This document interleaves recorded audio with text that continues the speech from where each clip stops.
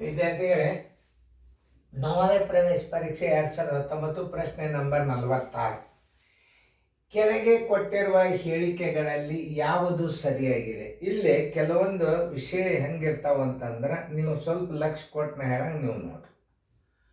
ಶೂನ್ಯವು ಬೆಸ ಸಂಖ್ಯೆಯಾಗಿದೆ. ಯಾವುದೇ ಸಂಖ್ಯೆ ಮುಂದೆ ಸೊನ್ನೆಯನ್ನಿಟ್ಟರೆ ಅದು ಸಮಸಂಖ್ಯೆಯಂತೆ ಪರಿಗಣನೆ ಮಾಡ್ತಾರೆ. ಸೊನ್ನೆ ಒಂದೇ ಅದು ಬೆಸ ಸಂಖ್ಯೆನೂ ಅಲ್ಲ, ಸಮ ಸಂಖ್ಯೆನೂ ಅಲ್ಲ. ಶೂನ್ಯವು ಸಮಸಂಖ್ಯೆಯಾಗಿದೆ. ಮುಂದೆ ಹೇಳತ್ತಂತೇಳಿ, ಶೂನ್ಯವು ಅವಿಭಾಜ್ಯ ಸಂಖ್ಯೆಯಾಗಿದೆ. ಇದು ತಪ್ಪು. ಯಾವುದೇ ಸಂಖ್ಯೆ ಮುಂದೆ ನೀವು ಸೊನ್ನೆಯನ್ನು ಹಚ್ಚಿದರೆ ಅದು ಸಮಸಂಖ್ಯೆನೇ. ಯಾವುದೇ ಸಂಖ್ಯೆ ಮುಂದೆ 0, 2, 4, 6, 8 ಇದ್ದರೆ ಅದು ಸಮಸಂಖ್ಯೆ ಎಂದು ತಿಳಿಯಬೇಕು ಅಂತ ಹೇಳ್ಯಾರ.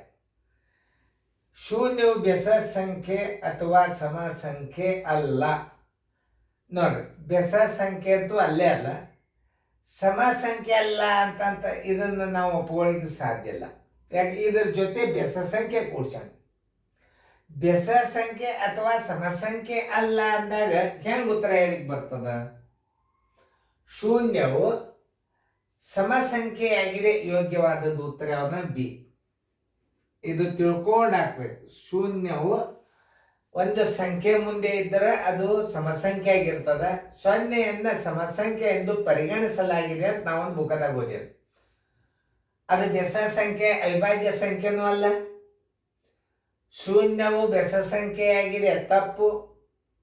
ಶೂನ್ಯವು ಸಮಸಂಖ್ಯೆಯಾಗಿದೆ, ಒಂದು ರೀತಿಯಿಂದ ಹೌದು. ಶೂನ್ಯವು ಅವಿಭಾಜ್ಯ ಸಂಖ್ಯೆಯಾಗಿದೆ, ತಪ್ಪು. ಶೂನ್ಯವು ಬೆಸ ಸಂಖ್ಯೆ, ಬೆಸ ಅಥವಾ ಸಮ ಸಂಖ್ಯೆ ಅಲ್ಲ, ಅದು ತಪ್ಪೆ. ಸರಿಯಾಗಿ ಅರ್ಥ ಮಾಡಿಕೊಂಡು ನೀವು ಈ ಗಣಿತನ್ನ ನೀವು ಅರ್ಥ ಮಾಡ್ಕೊಂಡು ಉತ್ತರ ಹಾಕ್ರಿ. ಉತ್ತರ ಸಂಖ್ಯೆ ಬಿ.